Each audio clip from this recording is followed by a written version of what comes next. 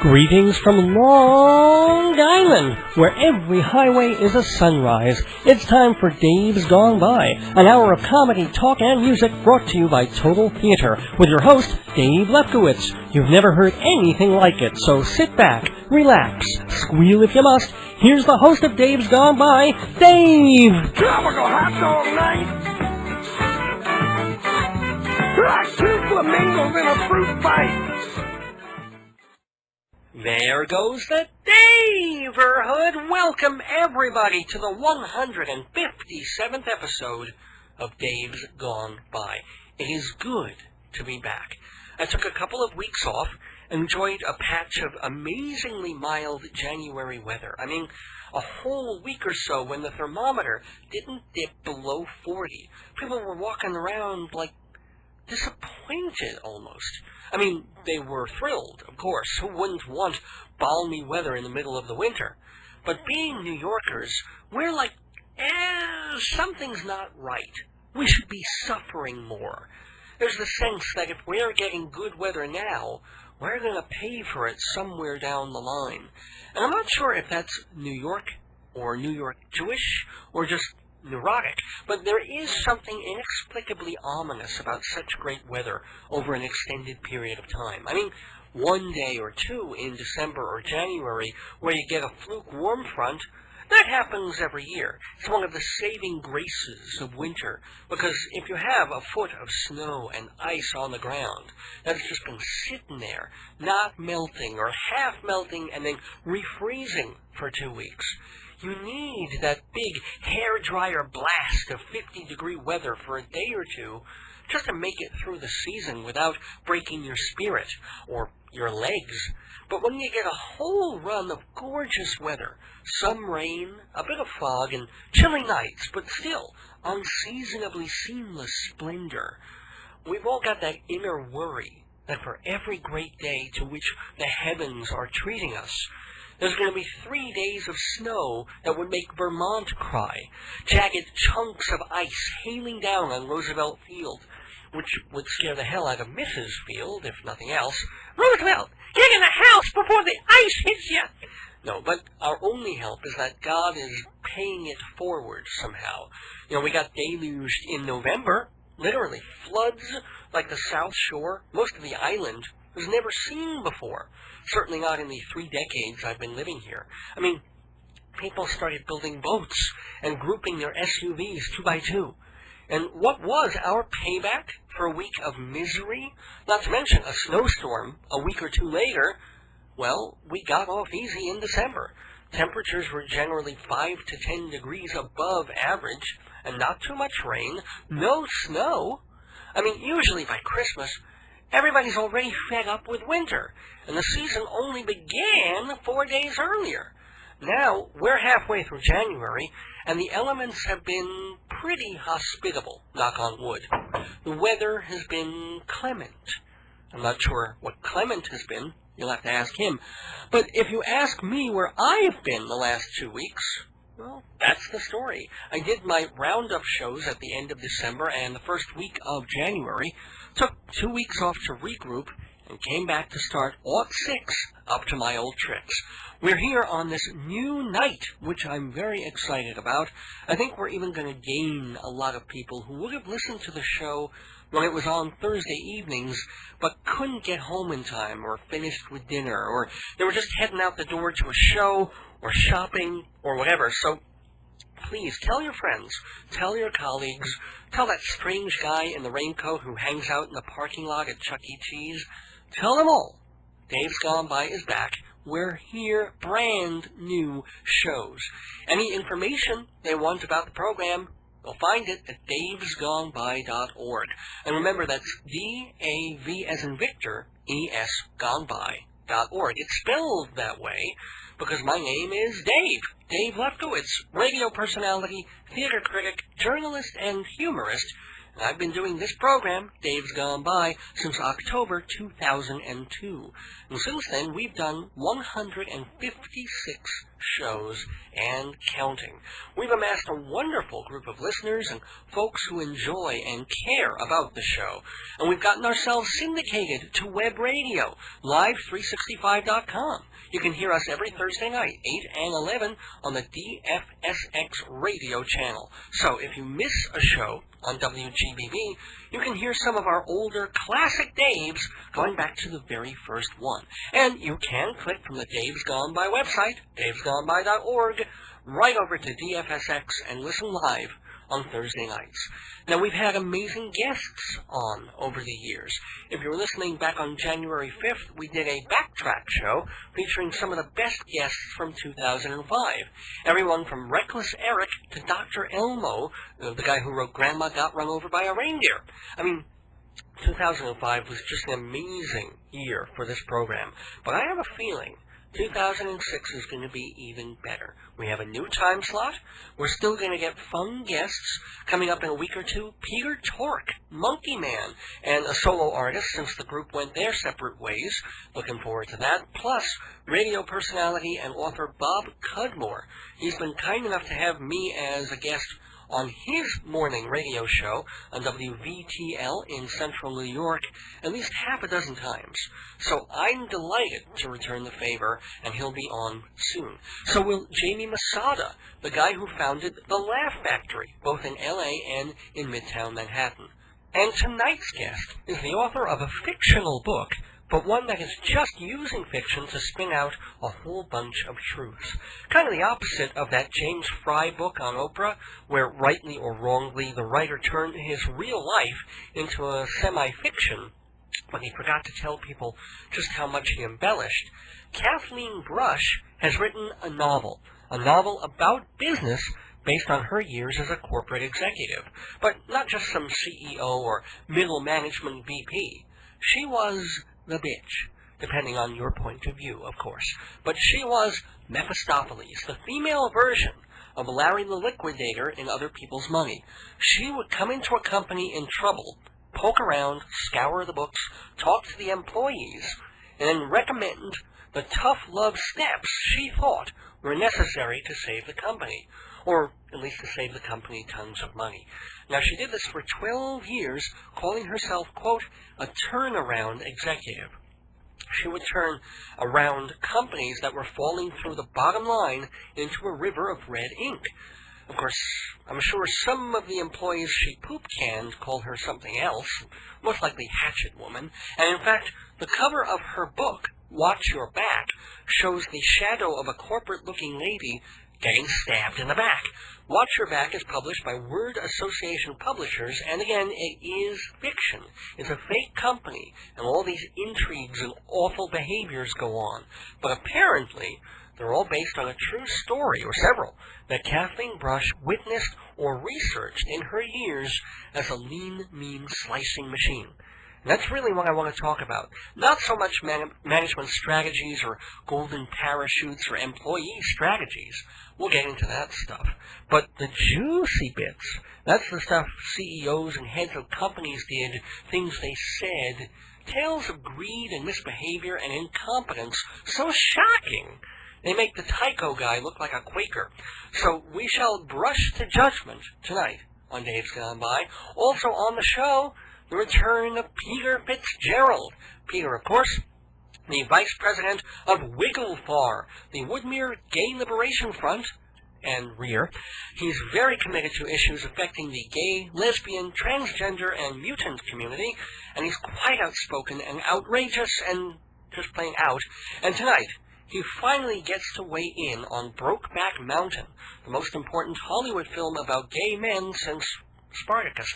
No, but much as Peter appreciates the effort of Ang Lee and the film's producers to get a lavender story into the red states, he does think Brokeback doesn't break ground. Instead of being all moody and wistful and closeted, it should revel in and celebrate its central single-sex relationship. And Peter, being Peter, is happy to provide an example of what he thinks Brokeback Mountain could have been and should have been. So, stay tuned later on for his version, Buttboink Mountain.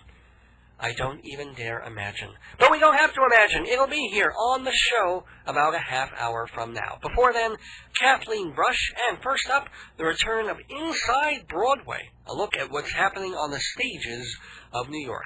That segment is brought to us, by the way, by Performing Arts Insider, your everything theater guide, and the whole show acknowledges the support of MortgagesRock.com, where making money never sounded so good, and Hewlett Minuteman Press, where making copies never felt so easy.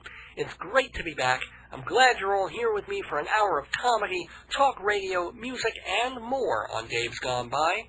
We'll be venturing Inside Broadway right after this. Dave's Gone By listeners know I love a good play on words, but let me say a good word on plays, my plays, collected in a lovely book called Marriage, Babies, and the End of the World. Comedies that range from strange to deranged, from sad to satirical, fun, and unmistakably Dave. Just $20 hardcover, $12 soft. Put down that crappy bestseller and pick up some laughs. 516-295-1511 or davesgoneby.org for Marriage, Babies, and the End of the World. Why can't it be good? Inside Broadway, brought to you by Total Theater's Performing Arts Insider, your everything theater guide. Yes, it's the return of Inside Broadway, our weekly segment about Broadway and sometimes off or even off Broadway on Dave's Gone By. Kind of reworked the segment a little bit. It's been several weeks since we did our last one, and going to be a little more freewheeling most weeks, and not just of shows or things that are happening in theater news over the next week or so, but also some of my views and viewpoints and reviews to make it a little more fun, a little more fun for me at least, and hopefully for you all as well. So speaking extemporaneously and contemporaneously and also reviewistically, I know that's not a word, don't go there.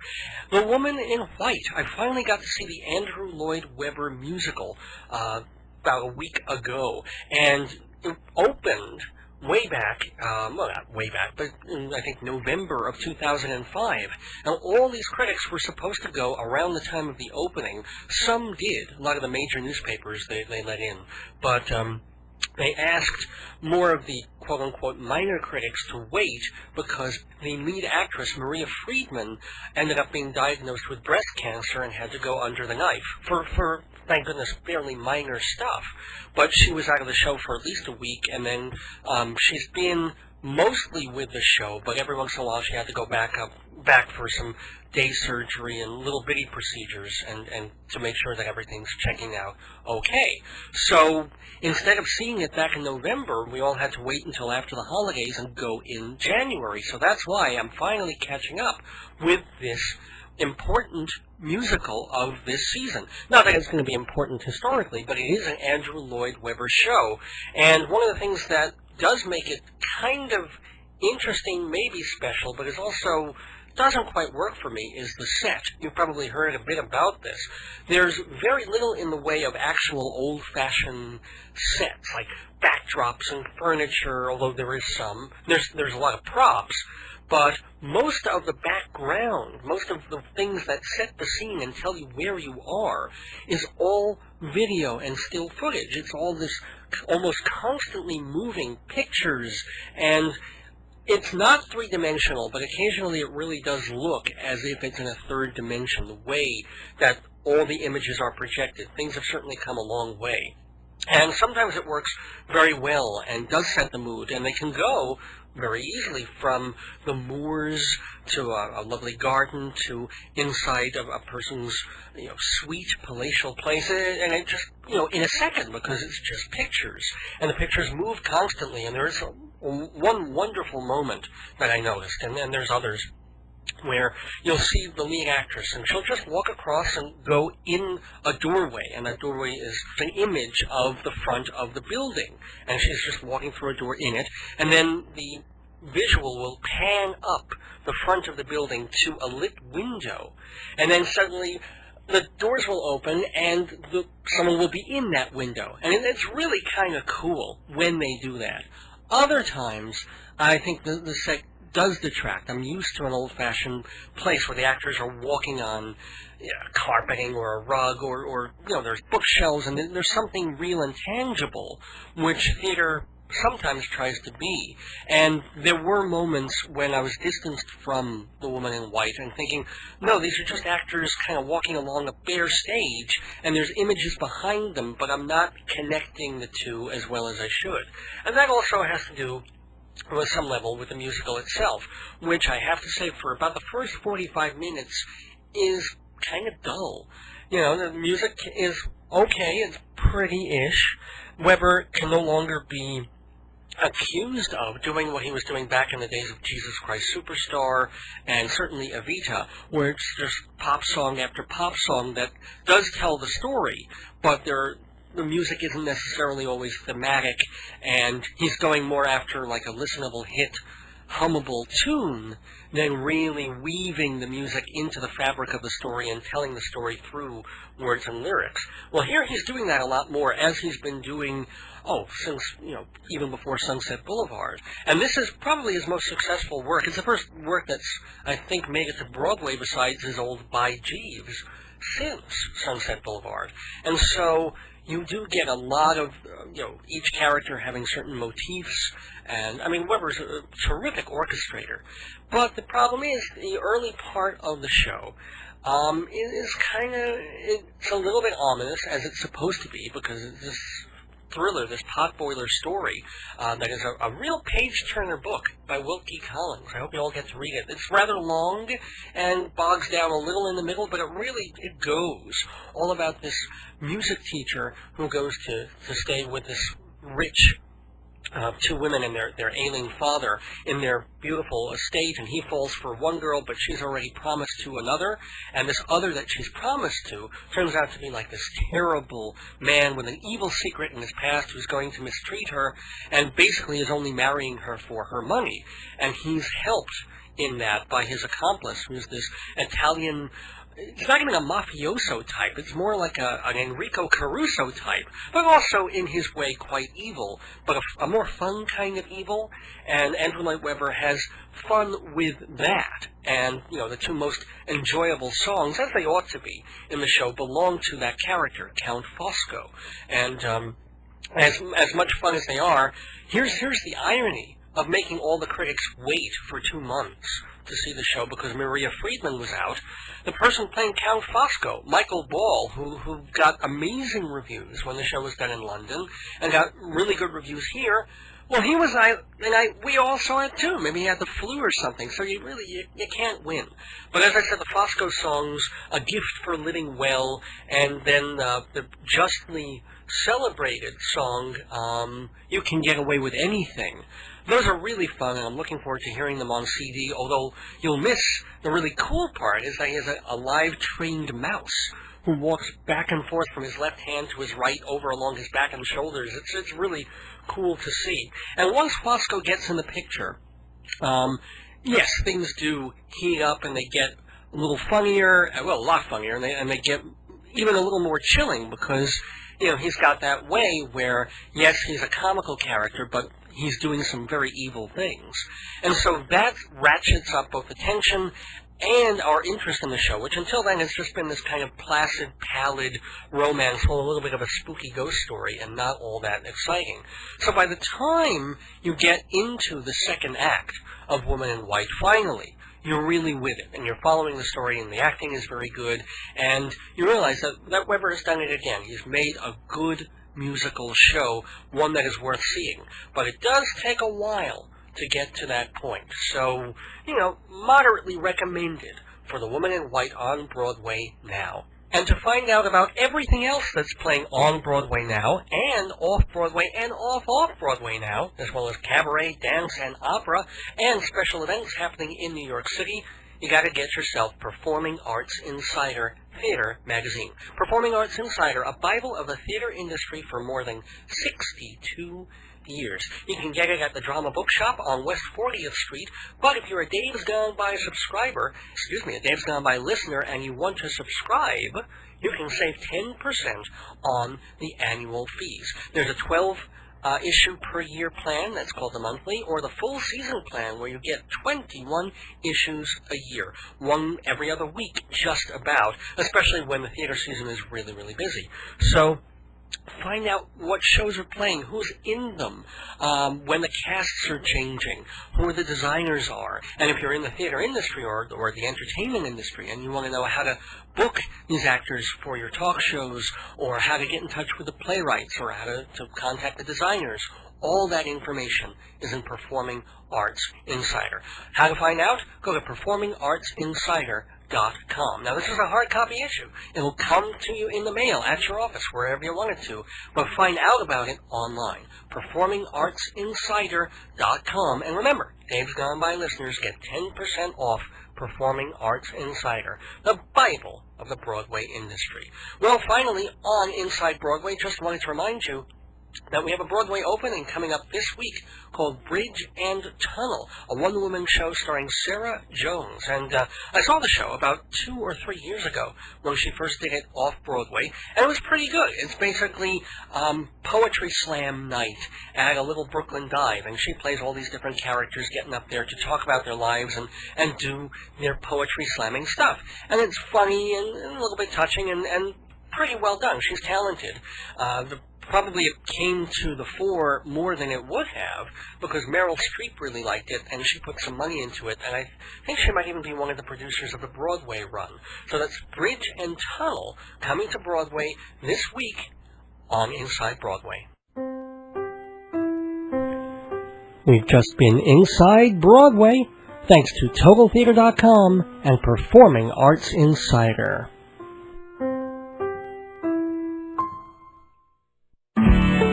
Okay, so your business proposal has been typed, proofread, photoshopped, and given a nice cover. Now, all you need is 20 spiral-bound copies and 1,000 printings of your latest brochure. Your Xerox can't do it. Your mailroom can't do it. Hewlett Minuteman Press can do it all. Your one-stop printing shop, Minuteman, 1315 Broadway in Hewlett. Open 6 days a week, 10% off for Dave's Gone By listeners. Family-owned Minuteman. Their service can't be duplicated.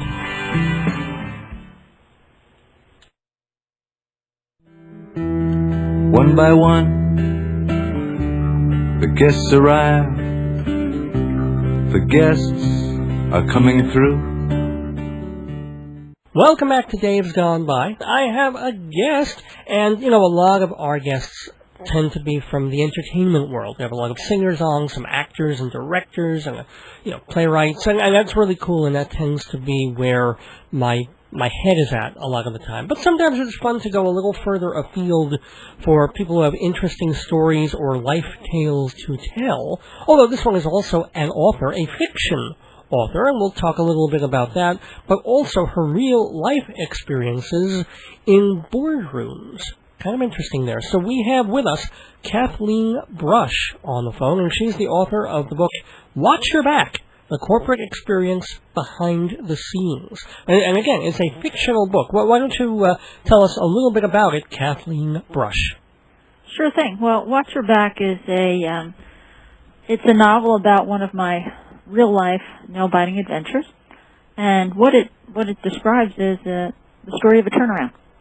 So it's the turnaround of a software company, a public software company in the Midwest. Mm-hmm.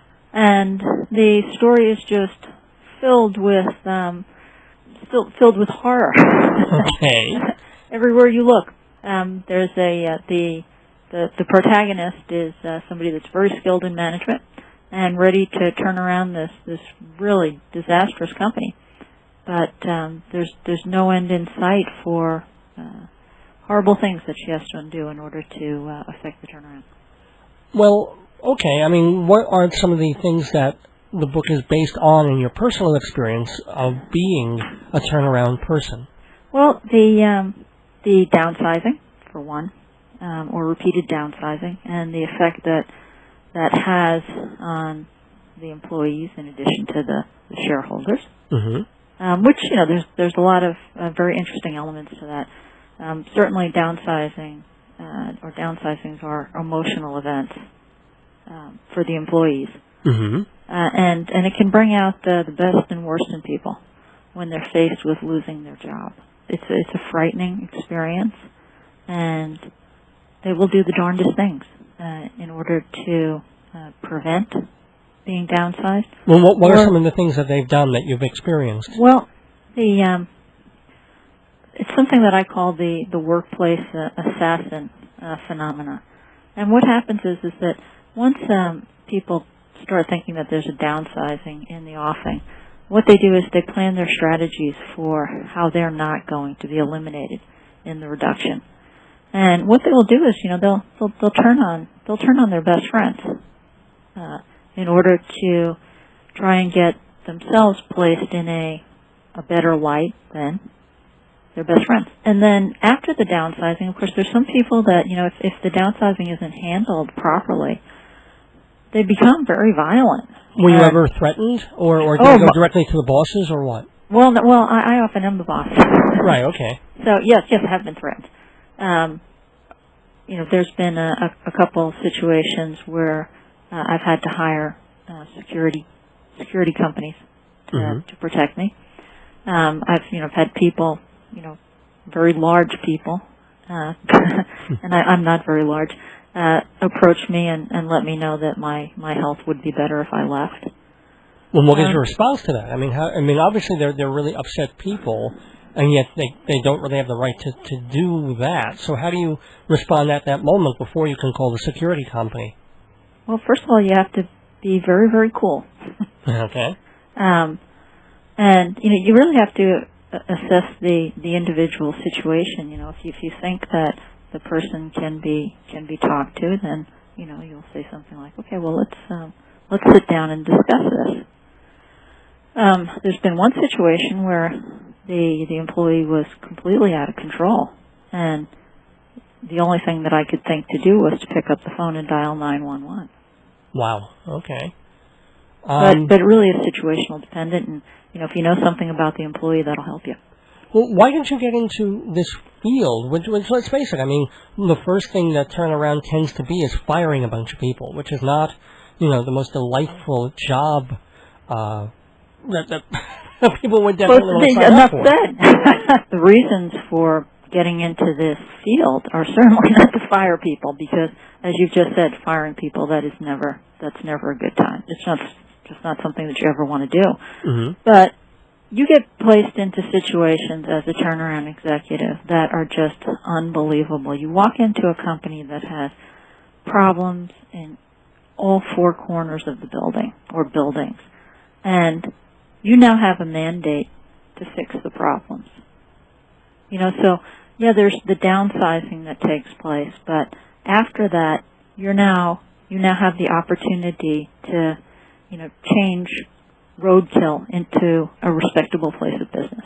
Well, besides, after the firings are done, what are the other things that you do? Well,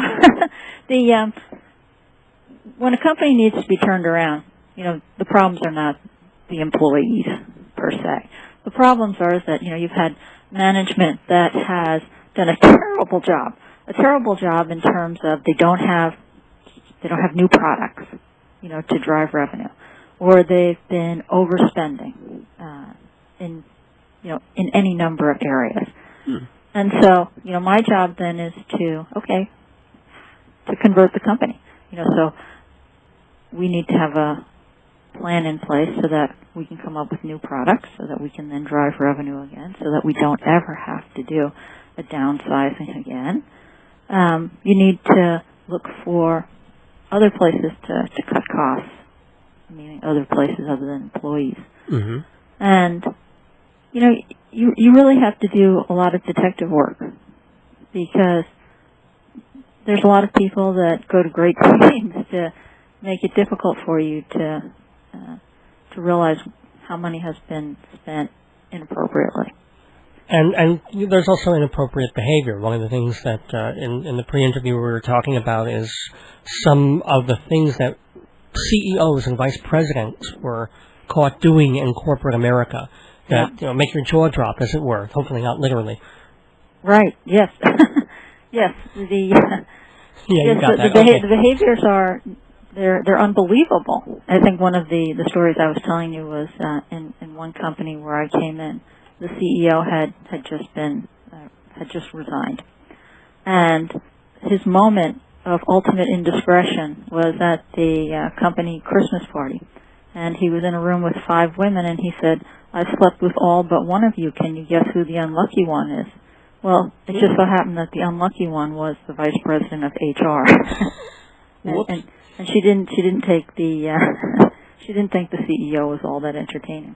Well, Christmas parties tend to be, I mean, that's legend where people get out of control. There ought to be a moratorium within, 24 hours after a Christmas party, I guess, for certain companies. The rest of the year, everybody's got to watch themselves, but you should be allowed to go over the line a little bit, no? Not Dave, no. Okay. Well, I mean, going over the line is one thing, but that story that I just told you, I mean, that's never acceptable. Okay. I mean, I don't necessarily mean that particular story, but what about some other stories true stories that... Oh, okay. And this one story is depicted in my book. This is this company had no new products, which is a kind of common occurrence. And there was a vice president of research who was in charge of new products, and he just kept saying that everything that he came up with just wasn't enough. Well, as it turns out, when we looked into this a little more closely, the only thing that he was researching was pornography, and his personal computer doubled for a XXX peep show, and this was going on for a very long period of time. Meanwhile, there's hundreds of employees that are counting on this person's leadership to develop new products so that the company can sustain itself. Well, a sexually satisfied leader is a good leader, I guess. Well, no, he was a married man with 3 children. All right. He was being paid $200,000 a year to develop new products. Hey, at least and the company was not in the pornography business. I know. Hey, but at least he was serving porn instead of boinking 4 out of 5 of the other people in his company. That puts him one rung above the other guy. Well, now, I had never looked at it from that perspective, Dave. Yeah. He's touching himself, not the vice president of human resources. It's a step upward, Okay. Well, then maybe let's see how you rank this one. Okay. In another company, in fact, the entire executive team was thrown out, and one of the things that the entire executive team had partook in was that they had created a club, and it was based off a spin-off off of Austin Powers and the bots that he has. Yeah. So in their club, they nominated attractive females to be fembots, and any female that was a fembot was entitled to perks such as bonuses, stock options, country club memberships. Now, was this a secret club or were the women apprised of this, and they knew that if they called themselves fembots, they would be able to partake in these bonusi? Yes, the women were aware of it. Yeesh. Yeah. All right, that's pretty, that's icky.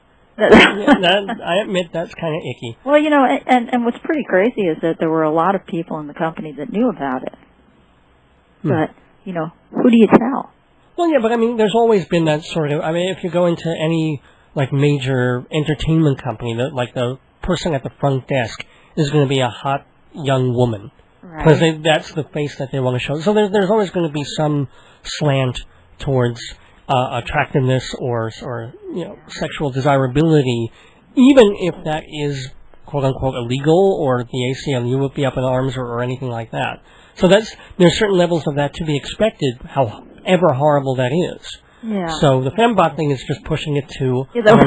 Well, you know what it is? I also think so many of these beeps and CEOs are coming out of basically frat boy college situations. This is the way they behaved, for 4 years when they were living in a dormitory. And they're just carrying on that basic sort of wild behavior into corporate America. Well, Dave, I think the thing that I find just... I understand where you're coming from, and that you could be right, but the fact is that we're talking about CEOs and other executives of companies, right? And what they should have been learning in college is how to run a company, how to motivate employees, and so what they should have learned is whatever they were doing in the frat house, it doesn't apply in a business situation. And, these things are not funny. They destroy motivation and morale. They destroy shareholder value. They have no place in the corporate workplace. Of course. I mean, yes. It's not so much that I'm playing devil's advocate. I'm trying to offer explanations and whatever. I'm not going rah fembot. Although I am auditioning fembots on the next episode of Dave's Gone By. The studio is at 404 Route 109 in West Babylon. Bring 3 costumes and handcuffs. Whoever's interested. And there's, I'm going to be open about this. There's no age limit. So if you're 78, if you're 93, and you look good in the walker, come on by. There may be a bot slot for you. This will all go out in the editing. Hi, this is Dave Lefkowitz of Dave's Gone By, reminding you to tune in every Thursday night at 8 and 11 Eastern Time for the best of Dave's Gone By on Live365.com and the special channel DFSX Radio. All you gotta do is go to my website, davesgoneby.org, click on the link, and you can hear a classic episode of Dave's Gone By every Thursday night, 8 and 11. Go to dfsxradio.com for more of me. Hi, this is Dr. Kathleen Brush, and I'm the author of Watch Your Back, The Corporate Experience Behind the Scenes. And you're listening to Dave's Gone By on WGBB. Why did you choose to write a fictional version of all this, either how to save a company, because how-to books tend to be, bigger sellers actually than fiction, I would figure. Well, you know what, there was some method behind my selection. One, I have found that business books are extremely boring. And to me, that's one of my theories as to why there are so many incompetent people in business today. Frankly, they just don't find it exciting to learn about the craft. Okay. And so I thought, well, what if I create a business-style book, but put it into the form of a page-turning novel? That will make it more interesting, and perhaps people will read the entire book as opposed to a few pages and putting it on the bookshelf. But another reason is that there's a lot of wicked people. You're talking to one. Come on, in Watch Your Back. Oh, there's a lot of wicked people there, and I don't want readers to think, this is so and so from the town of Ridge that's terrible. I prefer for them to think that these are generic characters, because in my experience, these awful people, they are pretty generic. What was the most awful experience that you had, not so much with a fire, or all told together? What was like the one day that you had that you were like, you came home shell-shocked? Well, I think that would be the day that I found out that somebody on my staff was planning to contact the media with a fictitious story that made me out to be a female version of Dennis Kozlowski. And at that point, all I had done was worked around the clock for months on end. Yeah, that was pretty shocking. Why don't we kind of wrap up with this? By the way, I'm talking with Kathleen Brush, who is the author of Watch Your Back, The Corporate Experience Behind the Scenes, which is, by the way, how can people get the book? Well, you can get the book at Amazon.com or BarnesandNoble.com, or you can look at excerpts from the book at SandpiperInnovationGroup.com. Why don't you get a longer URL while you're at it? Well, the URLs are hard to get these days. Oh, I know. Well, you go .net, .info, .org, .bot. Remember, if you're applying for the fembot position at Dave's Gone By, Dave's Gone By at bot. I'm sorry, SandpiperInnovationGroup.com is to read excerpts of the book, and which is a game called Watch Your Back. But let's close with something positive. What are 3 things that most plague big businesses that are in trouble, and how do we fix them? The number one thing that plagues companies is incompetent management. And, the fix for that is to be much more careful in your selection. I have this theory that oftentimes managers are anointed, but perhaps a better a better thing to do would be to test people on their qualifications for leadership and planning, etc. Okay.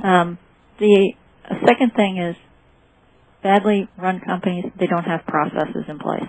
For example, for coming up with new products, and I know I've spoken a lot about that, because there are so many companies that fail because they can't continue to come out with new innovations. But they don't have a process in place for how do you go about coming up with concepts, how do you go about researching the concepts. Once you have approved the concepts, how do you go about, actually getting it into development, getting it out of development, into marketing, out to sales. Cool. And one more thing. One more thing. There is a lack of understanding as to what constitutes competition. I run into companies all the time. When I ask them who their competitors are, they say, we don't have any competitors. Oh, boy. Right, exactly. And, and it's, they have defined themselves so, into such a niche that they throw out everyone else. Whereas, there's substitute products all the time. There's other products that provide larger functions that incorporate the functions. But it's a huge problem if you don't fully understand who your competition is, because that's who you've got to do battle with. Well, I know there's a lot of competition out there for books and book sales, but I do want to tell people, hey, give this book a shot. It's called Watch Your Back, The Corporate Experience Behind the Scenes. Yes, it's a fiction book, but it is based on real experiences and I'm assuming quite helpful in how to help make a company better, how to save a company. And want to thank Kathleen Brush, my guest on Dave's Gone By, for being a wonderful book bot in this episode. Best of luck with the book. Best of luck with everything. Thank you so much for being in the neighborhood. All right. Thank you, Dave. Sponsor me, Dave's Gone By. Run your ad, folks will buy. If you want to reach the public, sponsor me. Advertise on this program for incredibly reasonable rates with long-term discounts. See prices at davesgoneby.org or call 516-295-1511. Sponsor me. If you're wise on Dave's Gone By, you'll advertise. If you want to be successful, sponsor me.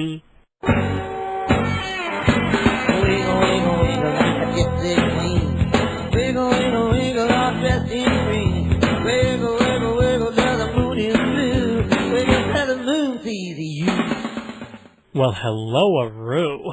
Peter Fitzgerald here, Vice President of WGLFAR, the Woodmere Gay Liberation Front, and Rear. And I'm so happy to be back on Dave's Gone By. Dave asks me on every now and again to give my opinion, my 2 cents, my $3 bill, as it were, on issues affecting the gay, lesbian, transgender, and multi-pudended community. Now, movies with homosexuals in them are no longer a rarity. Certainly not at my local video store, where copies of Man Chowder 3 get rented faster than a West Side one-bedroom with rent control. But even now, a big-budget movie that puts gay themes front and center is unusual enough to be hot news for mainstream media. Ooh, there's a gay couple in the producers. Ooh, the young lovers in Rent have AIDS. Ooh, what do you think Wallace really does to Gromit? But no movie has had the press attention of Brokeback Mountain, a gay cowboy story directed by Ang Lee and starring Jake Gyllenhaal and Heath Ledger. Those little cuties play gay rancheros, closeted gay rancheros, in 1961 Wyoming.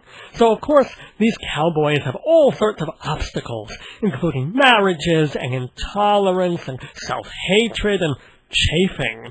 Now, much as I'm thrilled that such a major award-winning movie is being made about us 10%ers, I have to say I'm a little disappointed it's such a downer.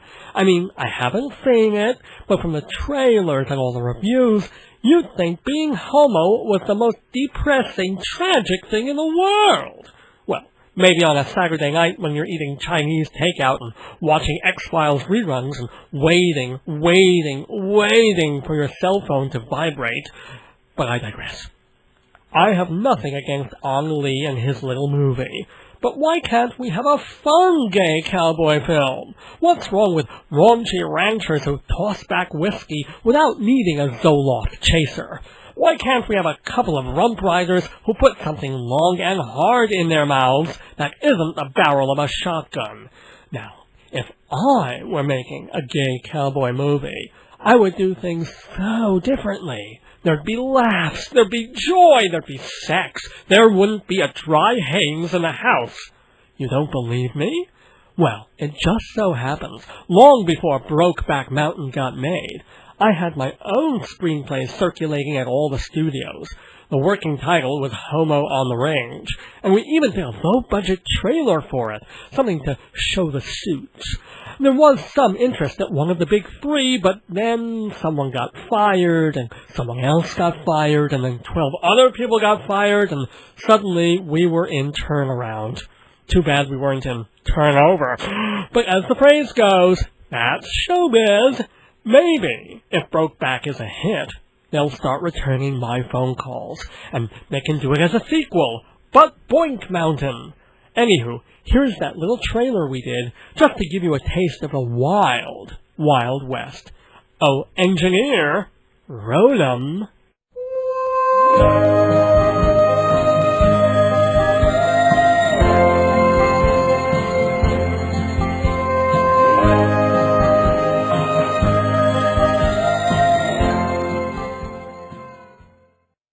Hello?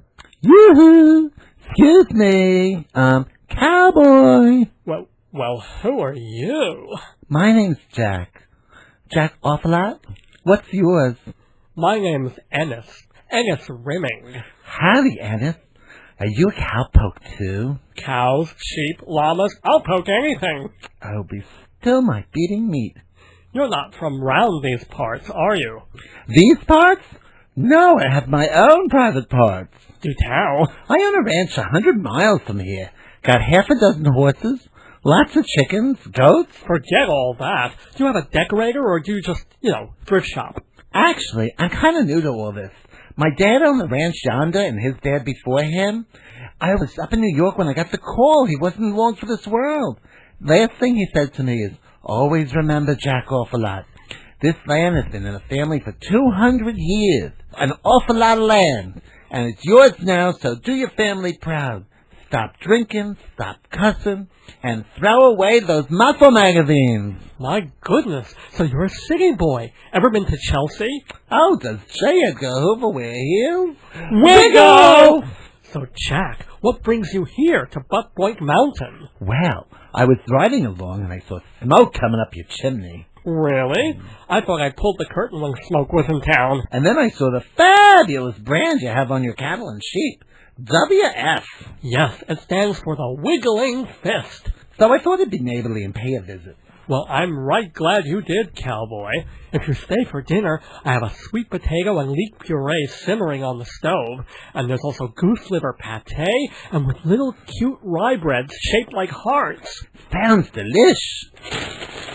Somewhere in this rucksack I've got broccoli florets in a warm brie and truffle reduction. That leaping sound you just heard was my tummy doing jumping jacks. Or did I mean jump on jacks? Not so loud, or your neighbors liberal.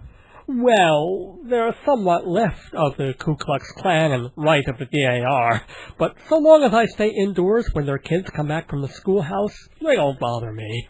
But Ennis, you don't get lonely out here on the prairie? Sometimes, but I have marvelous friends and hundreds of books in my sitting room and a stack of record albums a mile high. Do you like Shirley Bassey? Does a cow poop in the grass? Well said. No, I mean it. Does the cow poop in the grass? Well, of course. How can you not know? Oh, my Lord, you are a newbie. Don't remind me. I have all these sheep and cattle, and I've never so much as gone near a farm animal. Well, not in daylight, anyway. Do you have a ranch hand? No, but my wrist still hurts from when I read those muscle magazines. No, I mean, are you doing this all by your little old self? Well, yeah. Until I get things going, I can't afford any help. I gotta do it all on my own. Shearing, branding, herding. I don't even know how to milk a cow. Oh, there's nothing to it. Easy for you to say. It's all in the fingers and the pulling. That's how I got my ranch hand. Here, make believe I'm a cow. Okay, you're a cow. Want to chew my cud? Oh, be serious. I'm going to show you what you have to do. Can I call you Flossie or Bessie? Bessie's a good name for a cow. Especially when she sings God Bless America. Wiggle, wiggle. Okay, enough fooling around for the moment. Picture me as a big fat heifer. No comments. Now it's your job to milk me. Ooh! Just reach under me. Don't be scared. Now feel around for... Oh, I think you found my udder. I think I have two. You have such warm hands. Lucky cows. Do I just squeeze it? Yes, and tug on it. Oh, that's it. Oh, I think I'm getting the hang of it. Yes, and you should see the way I'm hanging. How long do I keep doing this? Oh, until I say stop. Until you fill the bucket. A bucket? Gee whiz. Oh, yes, I've been taking a lot of vitamin E. Oh, I think your lesson's about to end. Yes? Yes! Yes! Oh, yes! Yes! Yes! Oh, yes! Oh, wiggle! Oh, wiggle! Oh, wiggle, wiggle, wiggle, wiggle, wiggle, wiggle! Wiggle! My goodness. And look! Milk! You are such a good teacher, Emmett. Oh, this is just the beginning. The things I could show you. Really? Let me put it this way. I have a closet full of saddles and not one horse. Auga! Now come along with me, darling. I'm starving. I'll saute the broccoli, you spread the pate. That's not all I'll be spreading. Wiggle!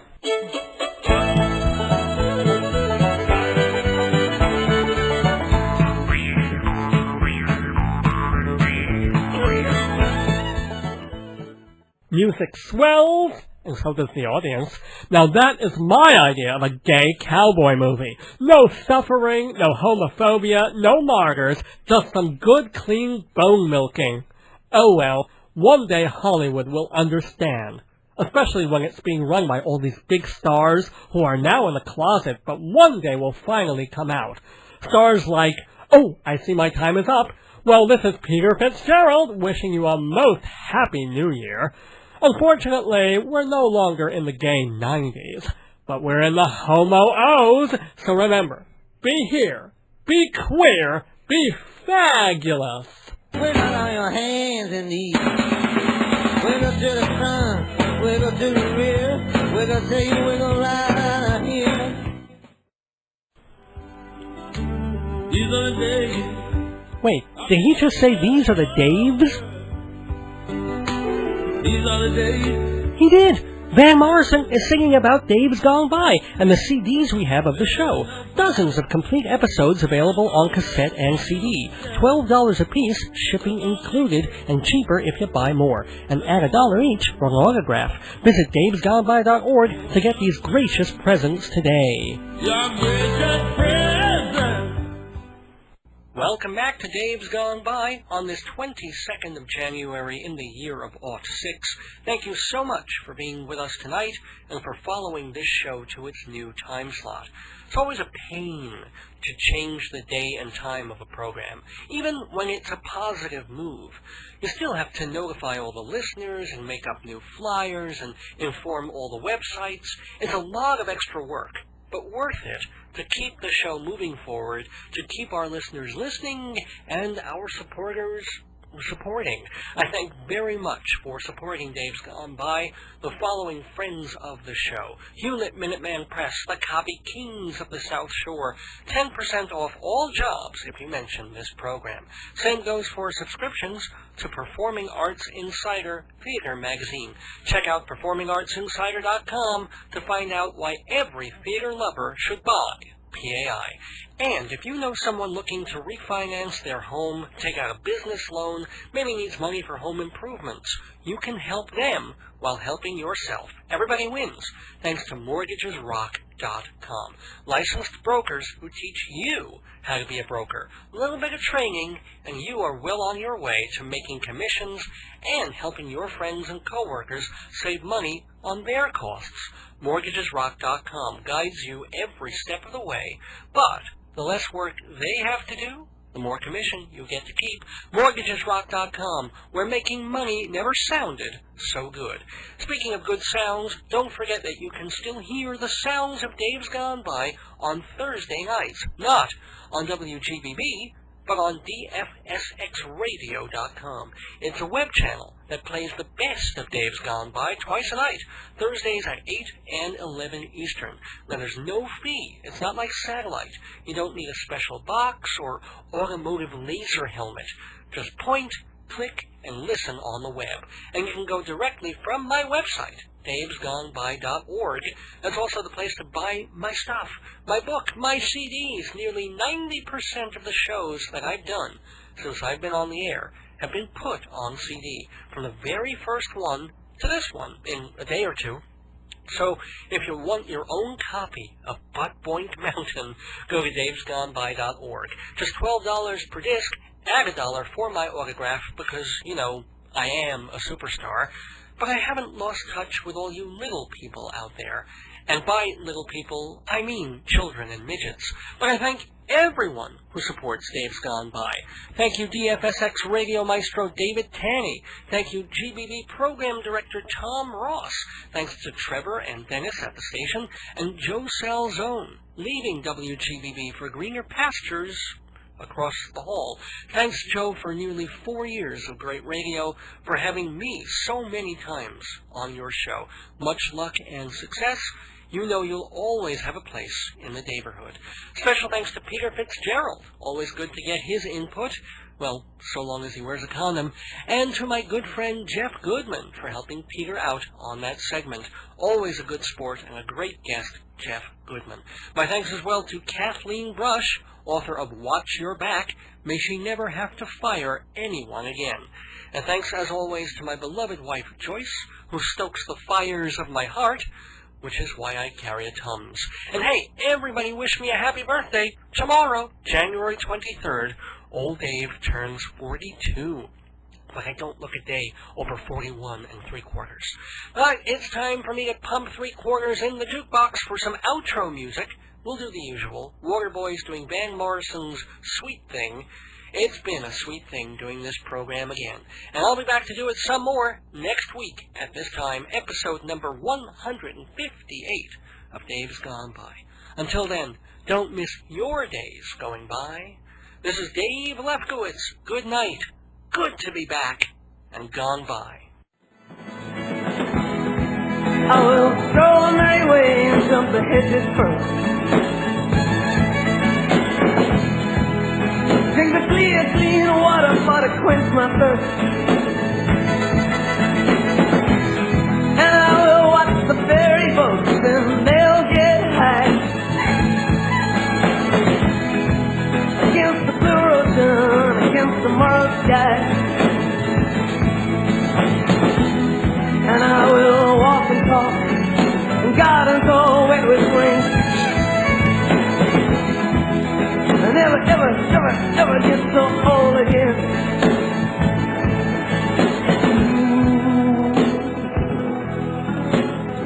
Sweet thing. Yeah, yeah, yeah, yeah, yeah. Sweet thing. Na na na na na na na na na na na.